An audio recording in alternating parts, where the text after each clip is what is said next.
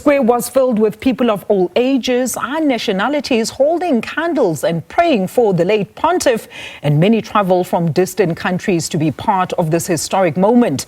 The faithful reflected on Pope Francis's decades of service, his messages of peace and compassion, and his advocacy for the marginalized. Prayers and hymns filled the air as world leaders and dignitaries all joined the crowd in paying tribute to his lasting legacy.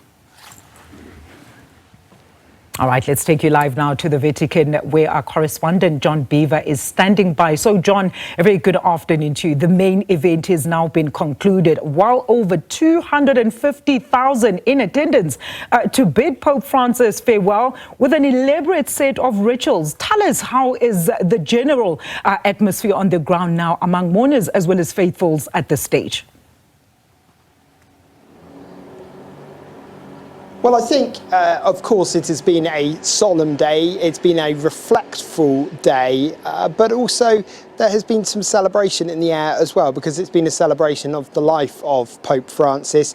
We had a large group of school-aged children from Spain come walking past us here who had been at Saint Peters earlier, and they were clapping as they walked along, reflecting on some of the things they'd heard during the funeral, during the homily especially, where we heard about Pope Francis and his visits to islands in Europe to meet migrants, talking about building bridges, not walls, when it came to ending conflicts and wars. So all of those positive messages coming from the funeral, as well as, of course, as I mentioned, the solemn nature of it and the sadness about saying goodbye to a much loved Pope. He was known, of course, as the People's Pope by some.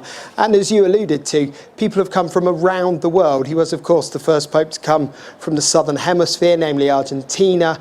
So that really helps increase his global appeal. And we've seen that reflected in the people who've been making their way to Rome and to the Vatican behind me all this week. Absolutely, John, and true to his legacy, a very emotive moment there when those groups of the underprivileged as well as the poor were invited to watch his send-off at the square and to also line the steps of his final resting place. I mean, what a gesture. The Pope was always on the side of the marginalized to his very last day. Yeah, he absolutely was, and he was a Pope who often spoke out for those who otherwise maybe wouldn't have a voice on the global stage. So talking, as you mentioned, on behalf of the marginalised, highlighting global inequalities, global poverty, talking about the plight of migrants, talking about how climate change would affect the poorest communities in the world first, and how more had to be done to help them. This was a Pope who wasn't afraid to speak his mind, to speak out when he thought governments were making mistakes, when problems were developing that he thought could be solved by policymakers. And of course, all of that made more interesting because a lot of those policymakers were here today at his funeral. So on the front row, there was US President Donald Trump, there was the French President Emmanuel Macron. A lot of these people, we had the Ukrainian President Volodymyr Zelensky as well, and of course them meeting on the sidelines as well, showing this not just a funeral but a major diplomatic event as well. Absolutely, and I'm sure, of course, that impromptu, unofficial moment between the two did not take much attention away from the funeral service, John? No, I think there are always people who say that funerals should be obviously very strictly just to do with remembrance. And French President Emmanuel Macron said that he was here very much to pay tribute to Pope Francis and was here for a funeral. But actually, he has been fairly heavily involved in the diplomacy. He met very briefly with President Zelensky, President Trump, and UK Prime Minister Starmer.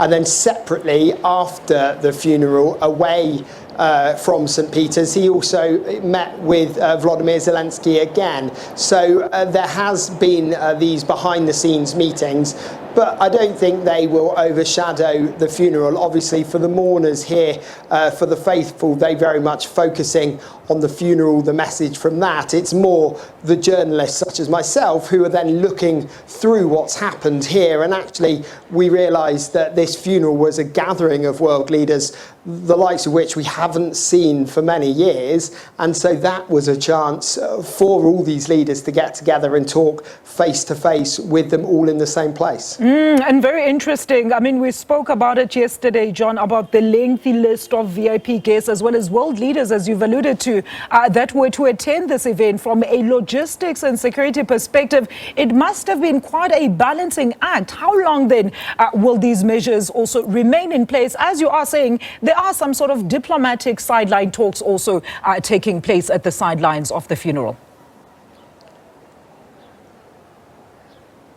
Well, I think the measures have already started to be massively calmed down. Now that we have reached the more private part of the ceremony today, and the burial that's taking place in the Basilica of Santa Maria Maggiore, just the other side of Rome city centre from where I am now. Now that that's happening there, things have quietened down, obviously, in and around Vatican City. Behind me, so that large logistical operation and dealing with all those people is starting to ease, although of course those people are still in the city or in Rome, but will now no longer be gathered around one central place.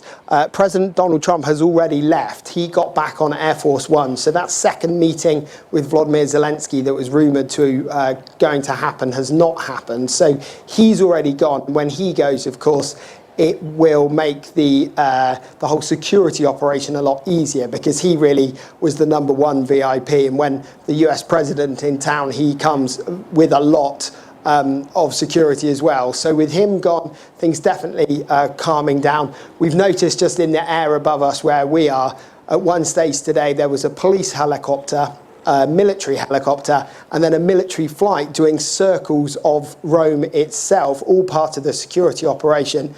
They, as you can hear, have now gone. So certainly things calming down from a security perspective as the VIPs go home.